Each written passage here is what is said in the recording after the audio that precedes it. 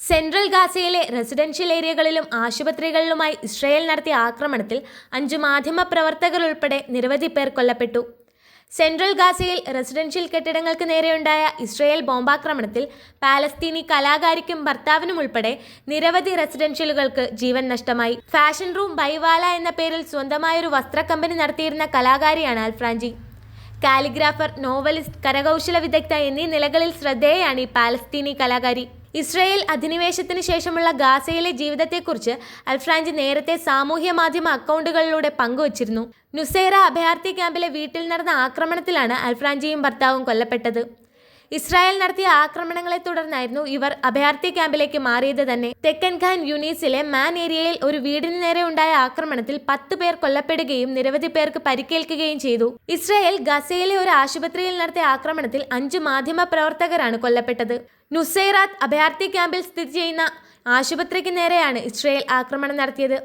ആശുപത്രിക്ക് സമീപം വാർത്ത റിപ്പോർട്ട് ചെയ്യുന്നതിനിടയിലാണ് മാധ്യമപ്രവർത്തകർ കൊല്ലപ്പെട്ടത്. ഹാദി ഹൗസറ, ഇബ്രാഹിം അൽ ഷെയ്ഖ് അലി, മുഹമ്മദ് അൽ ലദ, ഫൈസൽ അബു അൽ ഖുംസാൻ, ഐമൻ അൽ ജാദി എന്നിവരാണ് കൊല്ലപ്പെട്ടത്. പ്രസവ വേദന അനുഭവപ്പെട്ട ഭാര്യയ്ക്കൊപ്പം എത്തിയതായിരുന്നു ഐമൻ അൽ ജാദി. അൽ ഖുദ്സ് ടുഡേ എന്ന വാർത്താ ചാനലിന്റെ ബ്രോഡ്കാസ്റ്റിംഗ് വാൻ കത്തി നശിച്ചു.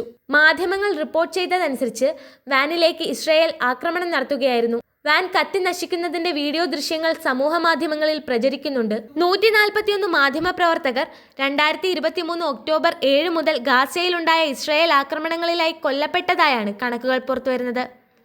പാലസ്തീനും ഇസ്രായേലും തമ്മിലുള്ള സംഘർഷം ലോകത്തിലെ ഏറ്റവും പഴക്കം ചെന്നതും ഇപ്പോഴും തുടരുന്നതുമായ സംഘർഷങ്ങളിൽ ഒന്നാണ്.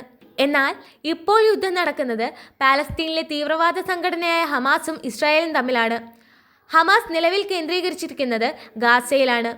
അതുകൊണ്ട് തന്നെ ഇസ്രായേൽ ആക്രമണങ്ങൾക്ക് കുരുതി കൊടുക്കേണ്ടി വരുന്നത് ഗാസയിലെ ജനങ്ങളുടെ ജീവനാണ്. 2023 ഒക്ടോബർ 7-നാണ് ഗാസയിൽ നിന്ന് ഇസ്രായേലിനെതിരെ 5000-ഓളം വരുന്ന റോക്കറ്റുകൾ ഹമാസ് വിക്ഷേപിച്ചത്. ആ ആക്രമണത്തിൽ 1400-ഓളം ഇസ്രായേലികൾ കൊല്ലപ്പെട്ടു. നിരവധി ഇസ്രായേലി സൈനികരും സ്ത്രീകളും കുട്ടികളും ഉൾപ്പെടെയുള്ള സാധാരണക്കാരും ഗാസ മുനമ്പിലേക്ക് ബന്ദികളാക്കപ്പെട്ടു. ഇസ്രായേൽ പ്രതികാരം നടത്താൻ തുടങ്ങി.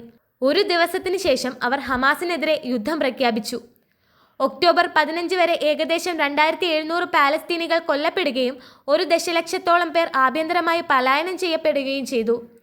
ഗാസയിലേക്കുള്ള ഭക്ഷണം, വെള്ളം, വൈദ്യുതി, ഇന്ധനം എന്നിവയുടെ വിതരണം ഇസ്രായേൽ വിച്ഛേദിച്ചു.